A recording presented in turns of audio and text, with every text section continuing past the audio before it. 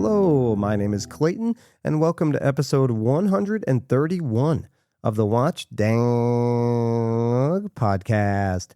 I'm a professional dog runner and watch enthusiast talking to his pals about dogs and watches. How's everyone doing? Thank you so much for listening. You know I appreciate it. Ooh, not my best intro. Anyway, I hope everybody is doing well. We are still dealing with wintry weather here in Rhode Island, the aftermath of the big snowstorm a couple weeks ago. We've had really cold weather, so none of it has melted. It's all still here for us to enjoy or hate, depending on your mindset. We're getting a frigid weekend this weekend as well. I'm recording this on the 7th tomorrow. We're expecting like minus 25 wind chill or something like that. I'm doing a 10-mile group run tomorrow. It's going to be freaking awful. So needless to say, I have been wearing my Canada Goose jacket a lot. Thanks for the feedback on that episode, by the way. I did hear from a few of you, and the consensus seems to be that you would not spend big money on a winter coat. Others disagreed with me that they like to have fur on a hood. It helps from protection against the brutal winter winds. Yeah, I don't really love the way it looks. I actually don't love the hood on the Canada Goose jacket. That was a con I forgot to mention. It's a little bulbous. You can adjust it and tighten it a little more, but it's just a little cumbersome, especially for me. I'm moving around a lot in that coat, so it came off immediately. I do typically wear a hoodie most of the time underneath any coat I'm wearing, so I just use that hood if I feel like I need one. It's just a little more streamlined and easier to move around in. And real quick, I also just wanted to thank everybody for the feedback on the episode I did a couple weeks ago about whether Seiko was a luxury brand or not. I feel like I have become the unofficial podcast for Seiko SNR spring drive lovers. I've had a few people now send me pictures of their SNR divers and GMTs. Oh man, I love to see it. They agree with me. Some of the most underrated, amazing watches on the market. People don't give them a chance because they are expensive Seikos. If you see one in person, though, I guarantee your mind will be changed, and you may not buy one, but you'll respect it anyway. One listener sent me a picture of his blacked out SNR 031 diver with his beautiful dog. Oh, such a great watch and an even more impressive dog. I think we might need to start making that a trend around here. On Instagram, send me a wrist shot with your dog in it. I would love to see all the beautiful breeds and watches that y'all have. Maybe I could even post them on my Instagram or something, since I never post pictures of my own watches on there anymore. I never really post on there at all. I just lurk and message people. That's about it. But again, thank you so much for the kind words. I'm always so grateful to hear from you, and the not so kind words. I love any type of feedback. So thank you so much again. And all right, last week's episode opening was super long, so we're jumping right into things today. I know you'll appreciate that. So have you ever committed to taking really good care of yourself? Not to say that you don't take good care of yourselves on a regular basis. I know you're all very healthy people, but you know what I mean. A lot of us do this around the beginning of the year, right? New Year's resolutions. We don't always eat the healthiest during the holidays, and January 1st represents a reset, a recommitment to getting healthy and getting in shape. We do dry January, right? Drinking alcohol goes hand in hand with overeating at the holidays. Many of us overdo it a bit on the holiday cheer. So in January, we make a conscious effort to get enough sleep, start an exercise routine, maybe re-up at the gym, and then whether it be running, lifting, swimming, cycling, we get active again. We drink enough water, eat right, we cut out sugar, fried foods, etc. If you've ever done this for an extended period of time, you feel amazing, don't you? Maybe you keep a food journal, keep track of what you're putting in your body. I exercise a lot. I exercise for my job, dog excursion business. I run a lot on the weekends. But I wouldn't say my diet is the best. I definitely don't drink enough water. I use my abundance of activity, as an excuse to kind of eat whatever I want to. I'm in my late 40s now. I can't get away with that like I used to. My metabolism has slowed down big time. Sugar is my weakness. There was a time about 10 years ago where I gave it up completely for a couple months. I was really strict about it. I have never looked and felt better than I did during that time. I've kind of always had sort of a pudgy baby fat face, even though I'm a thinner guy. My face thinned out. People noticed and said, boy, you lost some weight. I had that Ozempic face, but got it the all natural way, right? Right. But eventually sugar came back into my life and I have not been able to kick it like I did for that time in 2016. Hydration. There have been times where I've been really focused on drinking enough water and electrolytes. For me, that's like a gallon a day. A normal person is supposed to have about 64 ounces per day, 8-ounce glasses. That's 64, right? Research is all over the map on that, but that's kind of what we've been told. With my level of activity, sometimes 5 or 6 hours a day of hiking, running, and walking, I need more than that. I rarely even get to 64 ounces, though. I'm so bad. Ugh. Those times in my life where I have drank enough water, though, I felt awesome. Despite going to the bathroom all the time, I'm on the road a lot, so that's tricky. Being a guy in a van is creepy enough baseline, let alone trying to go to the bathroom in a plastic jug or something. Anyway, despite that, when I drink enough water, an abundance of water, I have more energy, I run better, I perform better at my job, skin looks better. However, after a short period of drinking the right amount of water and fluids, though, I revert back to my old ways. So, if I feel so good when I give up sugar and drink enough water, how come I rarely do it? Why do I fall back into the habits that make me feel worse? Because, quick answer, it's boring.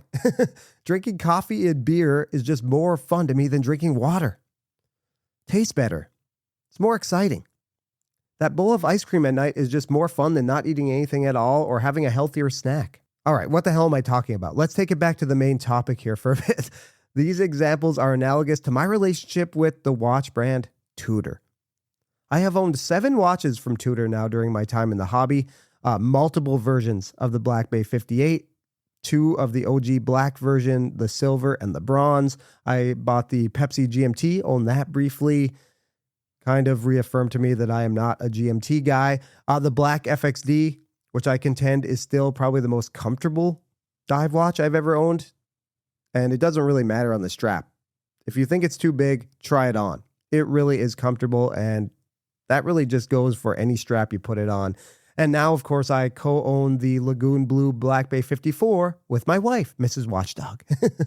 She was on here talking about it last summer.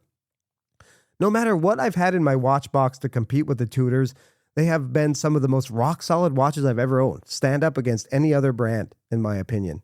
Every single Tudor I've had with the Kanisi movements keep time that rivals high-accuracy quartz. They barely deviate at all in a week or two. It's better than Rolex.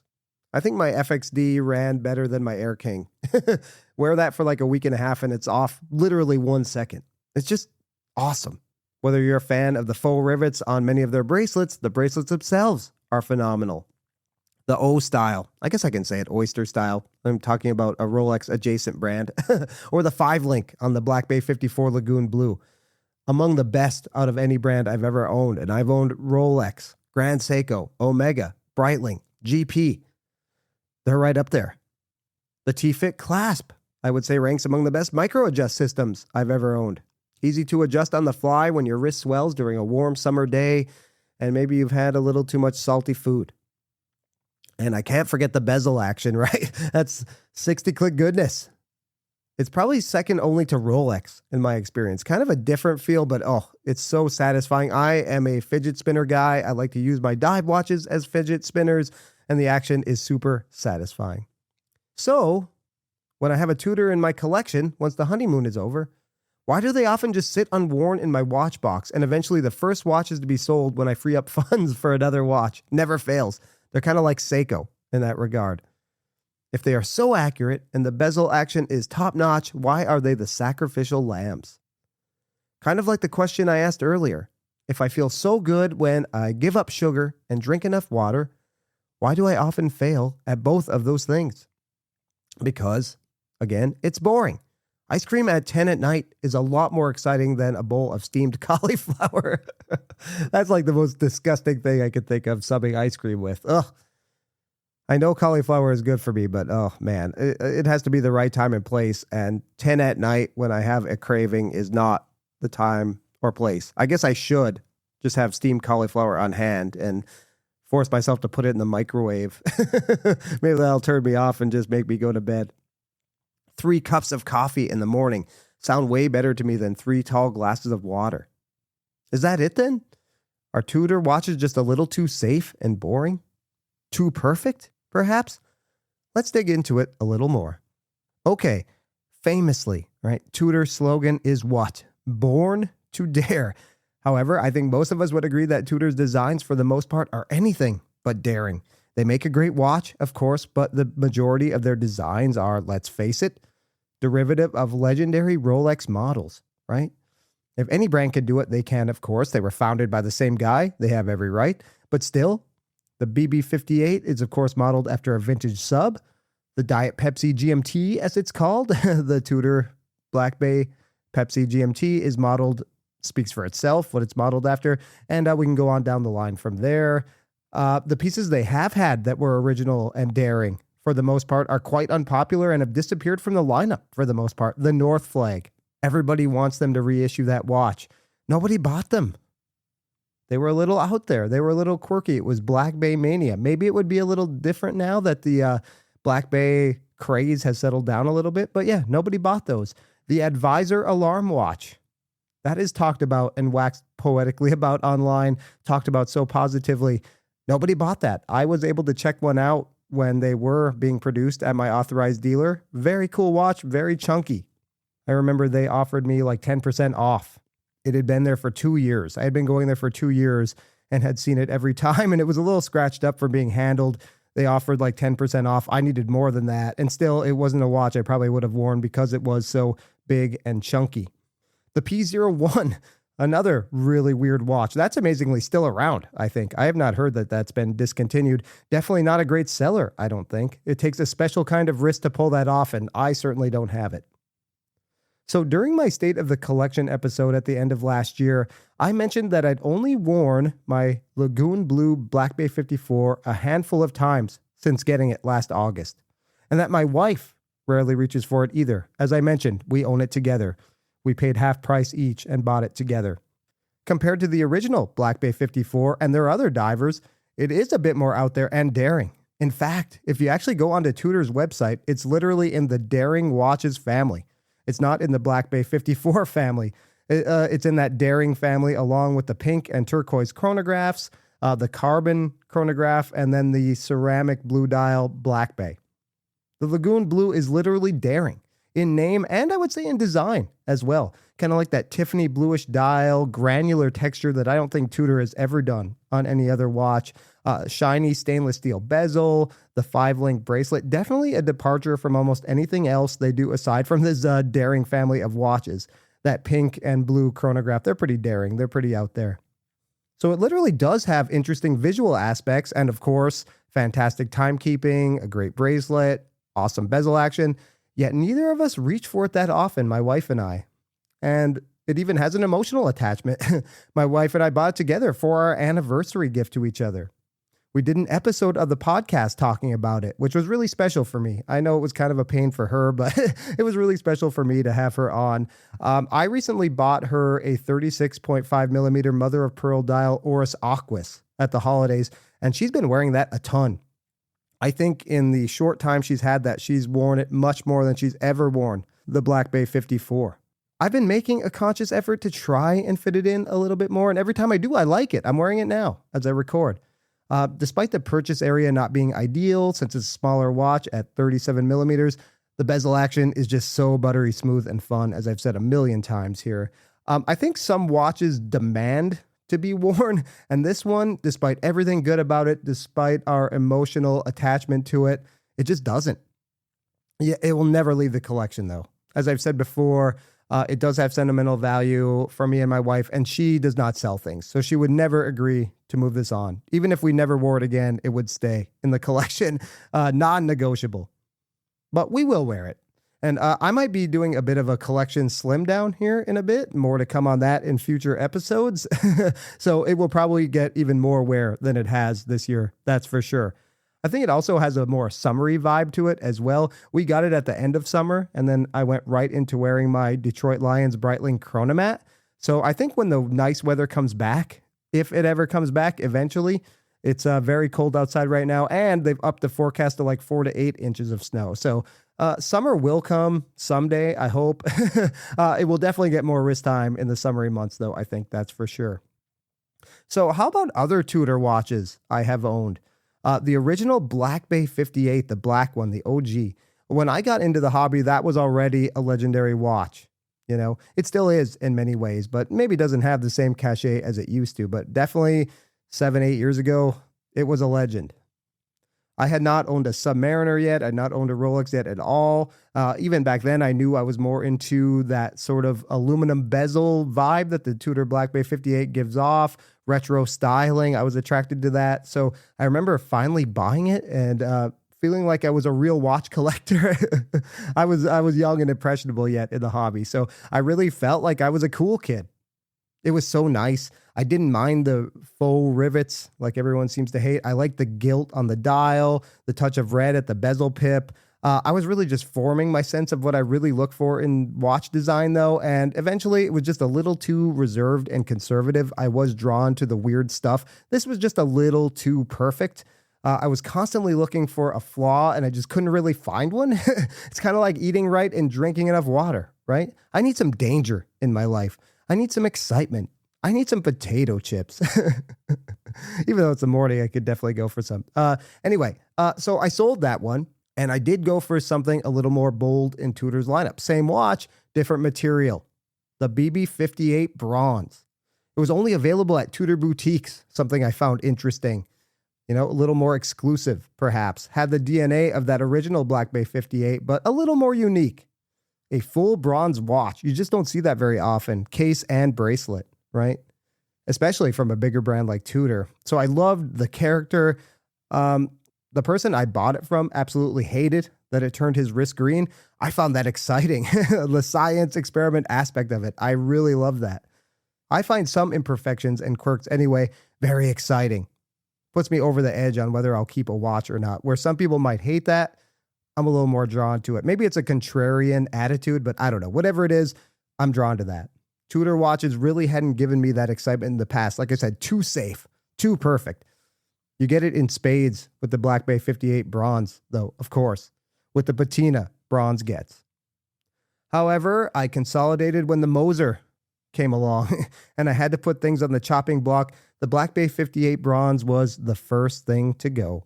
Then came the Black Bay 58 925, made out of 925 silver.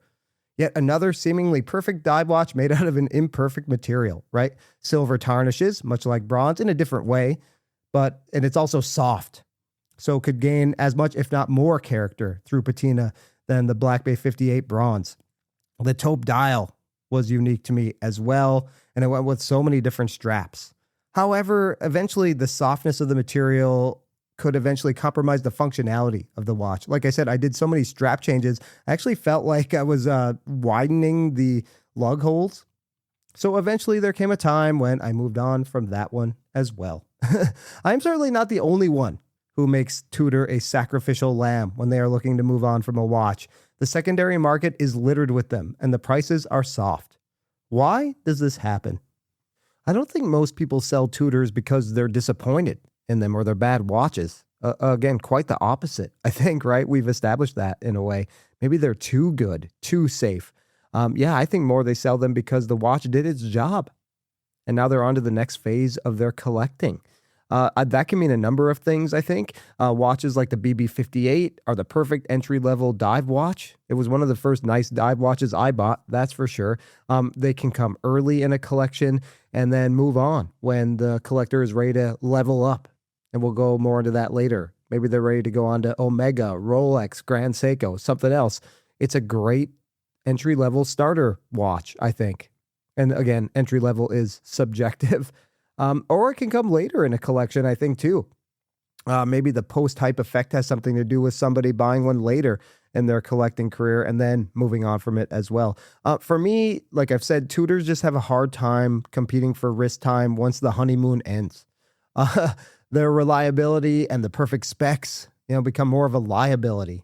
Again, back to it. It's the eating right and drinking enough water analogy. I feel great doing it, but after a while, it just gets a little safe, a little boring, and I go back to coffee, beer, and ice cream and potato chips. The water and cauliflower get left by the wayside, right? I think a lot of Tudors turn into nice but rarely worn watches. We see this in a lot of for sale posts, don't we? I love this watch, but it never gets wrist time anymore. I mean, I have an example that happened to me with the FXD. I still rate it as one of, if not my absolute favorite dive watches of all time. By far the most comfortable watch I've ever owned. Like I said, any strap, it doesn't matter. Whether it be a sports watch, a dress watch, a dive watch, the FXD is just super comfortable. Something about the way those fixed lugs lie, even though it has like a 52 lug to lug, it just doesn't wear that big. And it's just, like my good old friend Chaz used to say, like sweatpants for the wrist. Still, I felt like it was expendable. I sold that watch. I felt like it was expendable when I needed to free up some funds. Selling it felt almost logical instead of emotional. For the most part, Tudor watches are not extremely limited. Very easy to rebuy one if you so choose, right? Littered on the secondary market, like I said. I can only think of like a handful of modern Tudor models that are truly exclusive. Maybe the Marine Nationale FXD models from 2021, the MN21 on the case back. That watch was released, I believe, in like October or November of 21, so it's limited by virtue of that. Only a couple months of MN21 on the case back. But I've even seen those for sale in like the Slack group I'm in at a premium, and then nobody buys them and they bump the price down and they eventually get sold for way less. So I don't even know if those are, truly hot collector's items. They might be a future classic. I think maybe in 25 years, if you have one of those, I would hold on to it unless you really need to sell it.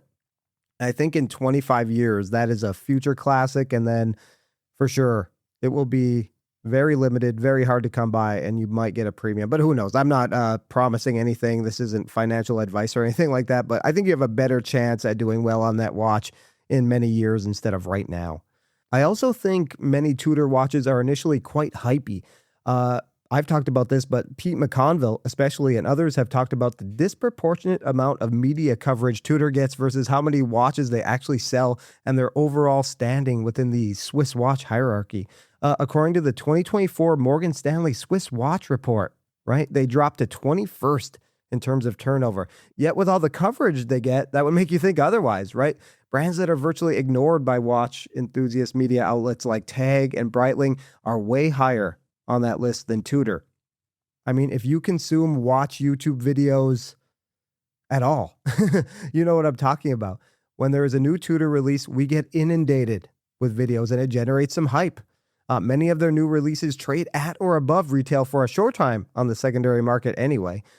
Do not buy a Tudor at those prices. They will almost certainly come down. Countless models were like that. The original Panda Black Bay Chrono, remember that was trading for, I don't know, 1,000, 2,000 above because they were kind of hard to get at first. Demand settled down, and now you can routinely walk into your Tudor authorized dealer and get your hands on one of those. The bronze Black Bay 58, I know, traded at a premium for a while because it was only available at the boutiques. And then it came back down to earth. I got less than what I paid for mine, that's for sure. The MN FXDs also, like I said, everybody thought they were going to be kind of limited because, MN22, MN23, MN24, it's only a year of that particular case back. Still, they trade below retail. You can get one of those for under $3,000 if you know where to look, for sure, all day long.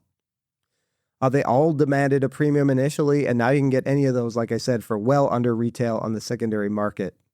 Some still do okay, like the turquoise and pink chronographs, I think still trade above retail. European Watch Company has my Lagoon Blue on sale for over retail right now. I think at like $5,900. We bought that for $4,300, I want to say, and we split the price. So I get to wear this Tudor for, like $2,100 or whatever. Now it's, I think retails for $4,700 something dollars US, and European Watch Company has it for $5,900. So that one's still trading a bit above retail. I don't think it's that hard to get. Last time I went into my local authorized dealer, they routinely don't have a lot of the hard to get Tudors. They had one just sitting there waiting to be bought. So, yeah, I don't think it's all that challenging to get either. So, I think fear of missing out goes into things as well. Like I said, when I originally bought my Black Bay 58, I felt like I was in the cool kids club, right? People like Britt Pierce and Adrian are always waxing poetic about Tudor, so you might feel like you want to be part of that cool club. And then let's return to that idea of leveling up from a Tudor, like I talked about a little bit earlier. Although I personally think Tudor dive watches are better for what I like in a diver anyway versus the S&P 300. Bezel action, bracelet, all that stuff I think is better on the Tudor personally, subjectively. The S&P is considered a step up versus almost anything Tudor does, right? And I think even Pete McConville has said it before. The Pelagos or like that 41 millimeter Black Bay, the Metis certified 41 millimeter Black Bay, that's the best of what Tudor do. The S&P is on the lower rung of what Omega does. So you also have to keep that into perspective. The S&P is a step up, definitely. So maybe you sell that Tudor to get into Grand Seiko, Rolex, Omega, Breitling, name a brand. I think a lot of people do that. And let's be honest, most authorized dealers that sell Tudor also sell Rolex. What goes a long way to helping you get that Rolex you want? Purchase history, right? I think Tudor is often bought to establish purchase history, plain and simple.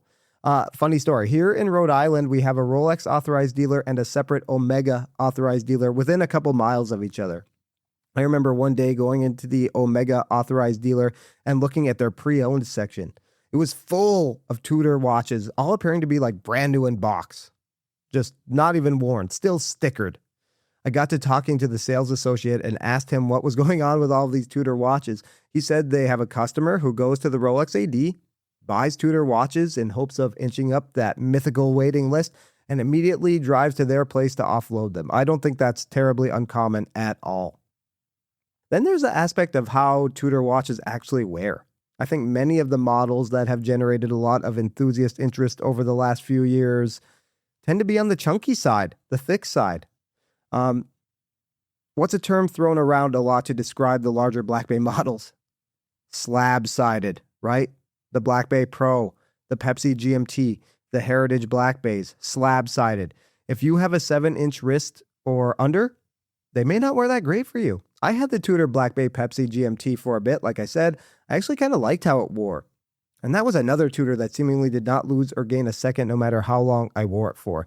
Those movements are impressive, man. If accuracy is your thing and you can't really afford Rolex or Omega, Tudor just nail it with that. You will never be late. If you're late with a Tudor, that's on you.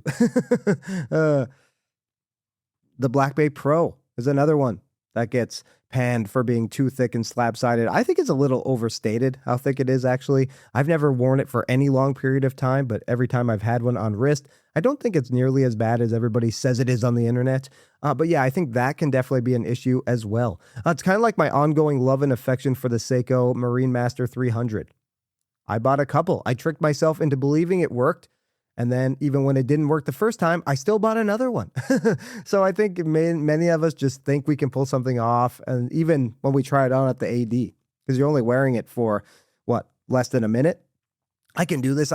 And then you get it home and it's too heavy, it's too thick, and it becomes a burden to wear. You look forward to taking it off more than you look forward to putting it on. So then you sell it. I think that's another big reason people move on from Tudor watches. And finally, I do think the conservative and derivative designs do play a part in why people don't seem to hold on to Tudor watches. I think most people, when they're spending a lot of money, do tend to err on the side of getting a classic and conservative design, for sure. What does the Black Bay look like? The Submariner, right? One of the most timeless watch designs in history. What's one of the other watch icons? The Speedmaster, right? Though they've done several variations of it, kicking a dead horse, in my opinion. But the base model still looks like it did when it went on the moon. Not many changes. There's a reason these watches are icons and timeless. The design, it's just safe. It's simple. For many, though, including myself, I think these conservative options are more of a gateway into the world of luxury watches when you're still trying to figure out what the hell you like when it comes to watches, right? We trial and error. And unfortunately, that means spending money and losing money. unless you just try things on and do it that way. I jumped head in and just bought stuff. You don't have to buy everything you like. I think if I've learned one thing in my time in the hobby, it's don't buy everything you like. But I did that, so here we are. But yeah, I think definitely you tend to try these when you're still trying to hone in what you prefer in a wristwatch. I slowly started to realize I was into something a bit more odd and quirky. There really was not a place for a traditional looking diver in my collection, and that's why I moved on from a lot of my Black Bays or went a different route with the Black Bay 58 in exploring other materials like bronze and silver. Happened to me with the Rolex Submariner and Explorer, I think too. Maybe just a little classic. That's why I've settled on the Air King, a little more up my street. And one more time, I think just to reiterate, if you get seller's remorse, it's one of the easiest brands to buy back at a great price. There are a bazillion Black Bay 58s on the secondary market, right? If you sell yours and regret it, you should have no problem getting another one. A lot of us are in watch groups where you know the person selling it and they're likely to give you a good deal as well. So many people just have these in their watch boxes and don't wear them anymore. Tudor prices are going up also at the authorized dealer, brand new. They had a pretty big price hike to start the year. Will that affect secondary market prices? I'm not entirely sure. I'm guessing so. Who knows? But like I said, Tudor is out of the top 20 selling Swiss watch brands right now. With some of the prices I'm seeing on their brand new models with these price hikes, I don't know. I'm not sure they're a great value option like they used to be. I guess we'll have to see. I look forward to doing a deep dive episode when the Morgan Stanley report comes out for 2025. I think it happens right around Watches and Wonders, March, April. So I'm really looking forward to doing an episode on that. Perhaps I'll ask Pete McConville to come back. I'm sure he'll do videos on it as well, and I don't want to step on his toes there, but I know he loves talking about that stuff, and he can do it justice in a way that I probably can't. So, all right, I think I think that sums up my complicated relationship with Tudor and seemingly the complicated relationships a lot of you people have with Tudor. So how do you feel about the brand? Is there one that's been a keeper in your collection, or have you bought several and moved on from them like I have? I would love to hear it. You know how to get in touch with me at this point. I think you can send me a message on Instagram. That link is in the show notes. This podcast gets released as a YouTube video as well. You can leave a comment there. You can text the podcast. Like I always say, I'm not being rude. I have no ability to answer you back, but you're more than welcome to send a text message. Love to hear from you. How do you feel about Tudor? And maybe there's another brand you have a complicated relationship. I can think of a few that I do. Seiko, Rolex. Yeah. So yeah, let me know about your complicated watch relationships. I don't want to know about your complicated marriage or relationship with your boyfriend or girlfriend. I charge for that. But anyway, thank you so much for listening. And remember, sometimes you're the dog, sometimes you're the hydrant, but hey, at least you're outside. We'll catch you on the next episode of the Watch Dog Podcast. See you later.